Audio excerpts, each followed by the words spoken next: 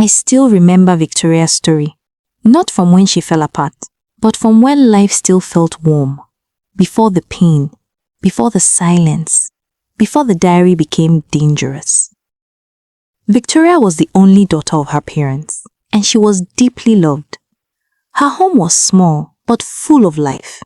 Her mother ran a small provision store, and she was the heartbeat of the family, always laughing, always singing, always turning ordinary evenings into small celebrations. Her father was a taxi driver, not rich, but hardworking, and every weekend, something special always happened.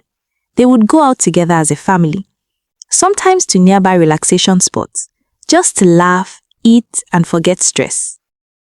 Victoria was her mother's shadow. Where her mother went, Victoria followed. They shared everything, jokes, stories, even silence. But one day, everything changed. Her mother left for work in the morning, smiling like always. She never came back. That evening, Victoria's father got a call. A drunk driver had hit her and ran.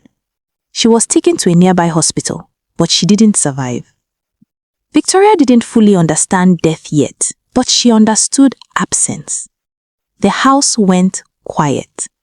Not just quiet, empty. Her father broke first.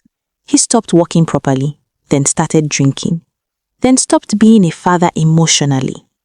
And Victoria had no choice but to grow up too fast. She cooked, she cleaned, she went to market. A small girl carrying a home that was already broken. Years later, her father remarried. Her name was Ogechi. At first, she was calm, friendly, even warm to Victoria. But Ogechi was not new to marriage. She had been divorced 3 times before. Not because of fate, but because of control, jealousy, and emotional conflict in every home she entered. Victoria's father didn't know the full truth. At first, everything looked fine, but Ogechi noticed something early. Victoria's father still loved his late wife deeply, and Victoria still spoke about her mother. That was where the problem began. Ogechi smiled in public, but inside, she was calculating. She realized something. She couldn't fully control the house, while Victoria still had emotional influence. So, she waited. Then, she gave birth to twin boys, and everything changed. Her tone changed. Her rules changed. Her patience disappeared. Victoria went from daughter to problem. Small insults started. Small restrictions. Small emotional distance. But Victoria kept silent because she didn't understand how to fight a silent war. That was when Victoria found her diary. At first, it was just pain. I miss my mother. I feel alone. I don't understand my life anymore. But over time, it became her only safe place because at home, no one listened anymore. But school was different. That was where she met Chiamaka and Helen. Chiamaka was loud, protective, and fearless. Helen was calm, observant, and deeply emotional. They noticed Victoria's silence and refused to ignore it. Even when Victoria said, "I'm fine," they didn't believe. One afternoon after school, Chiamaka dragged Victoria to buy small snacks. Chiamaka said, "You are not going home like this again. You will eat first." Victoria smiled weakly. For the first time in a long time, she laughed. Another day, Helen stayed back with her after lectures. They sat under a tree sharing small stories, pure laughter, and simple food. For those moments, Victoria forgot pain existed, just a little. When Victoria entered university, life got harder. She started small jobs, online work, small vending, anything to survive. But home never changed.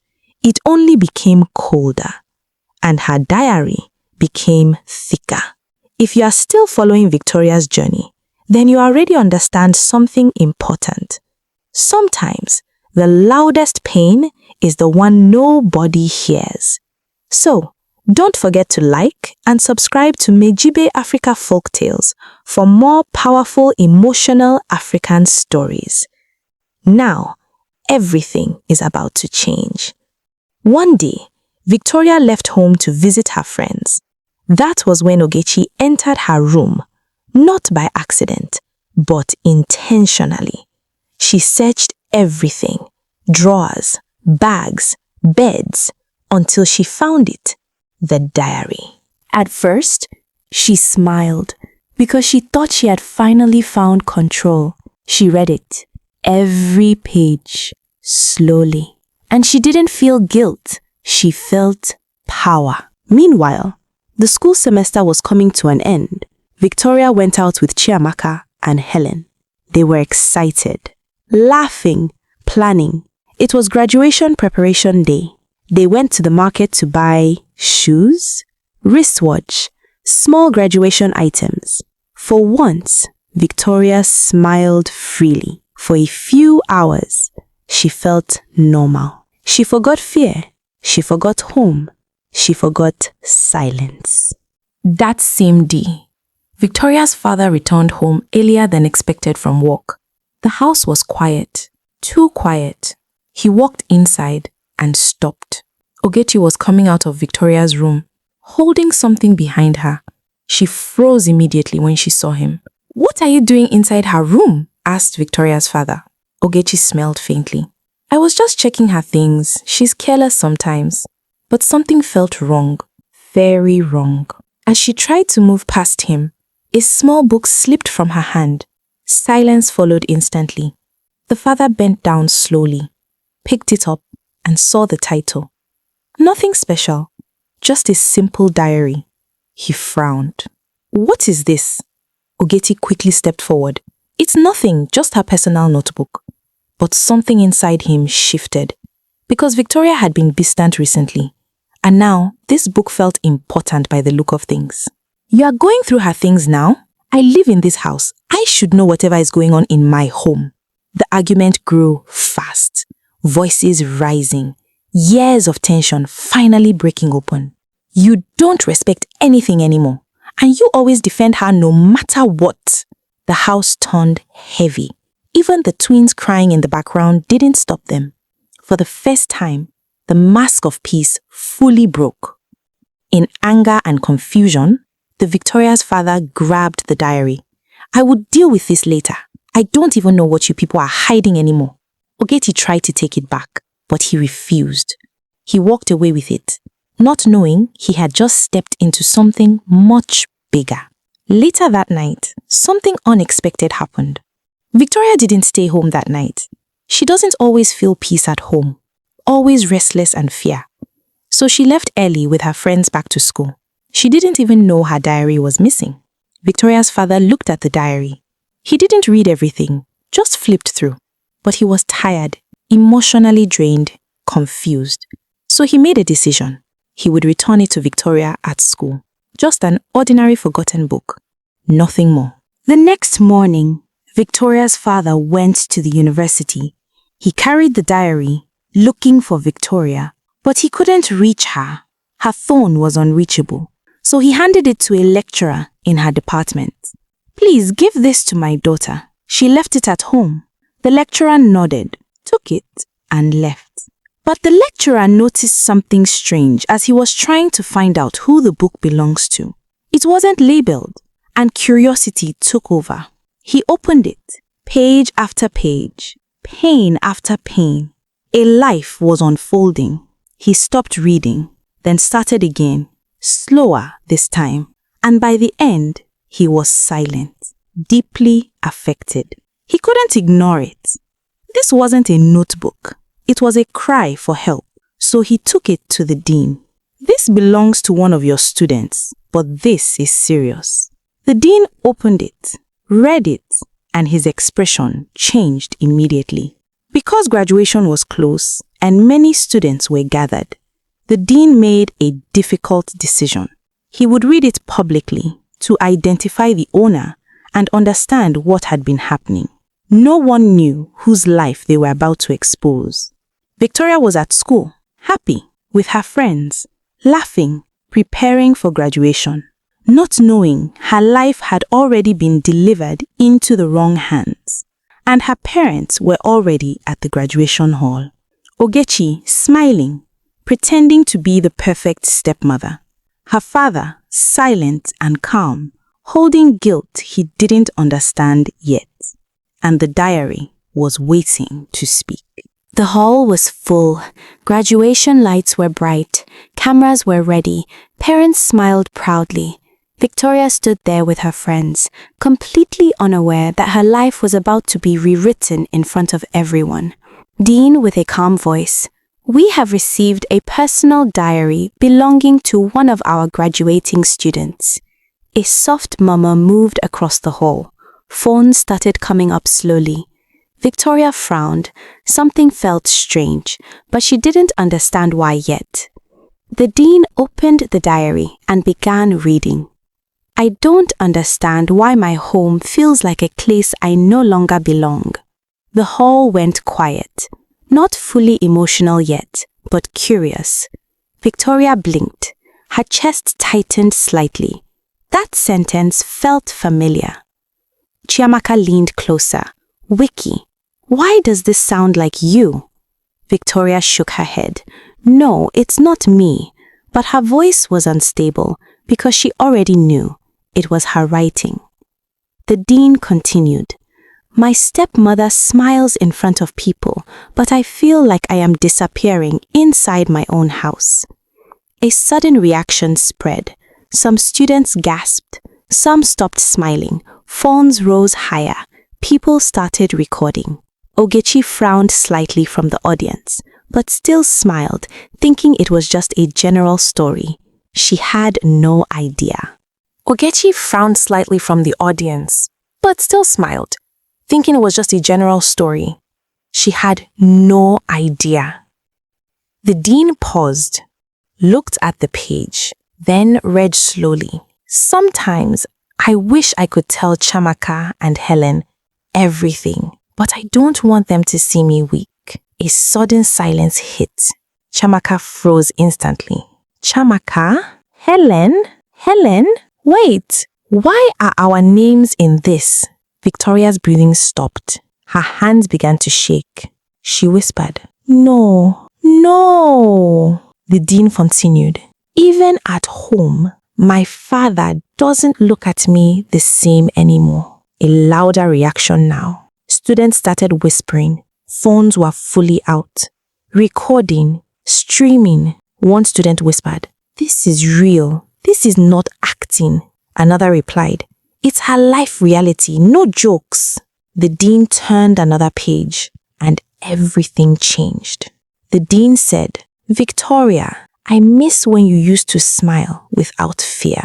The hall exploded into silence. That was it. Her name. Clear, real. Victoria froze completely. Her eyes widened.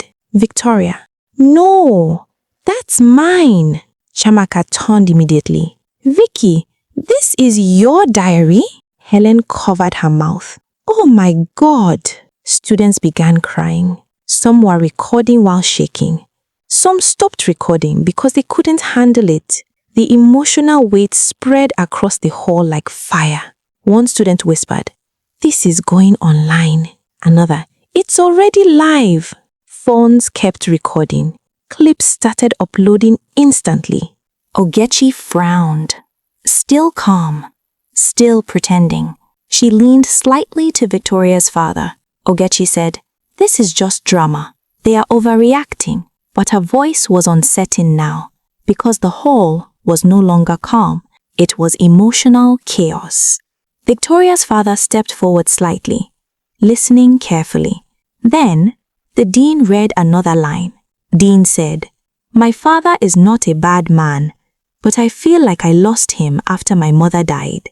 Silence hit him. His expression changed instantly. Slow realization, pain, regret. Then, her father stepped forward slowly, holding his head, shaking, because he now understood the diary he submitted was not just a book, it was his daughter's pain. Oh my God! He looked at Ogechi, and everything clicked. For the first time, Ogechi's calm cracked slightly, because the crowd was no longer silent. People were judging. People were seeing. He walked slowly toward Victoria, dropped his voice, tears in his eyes.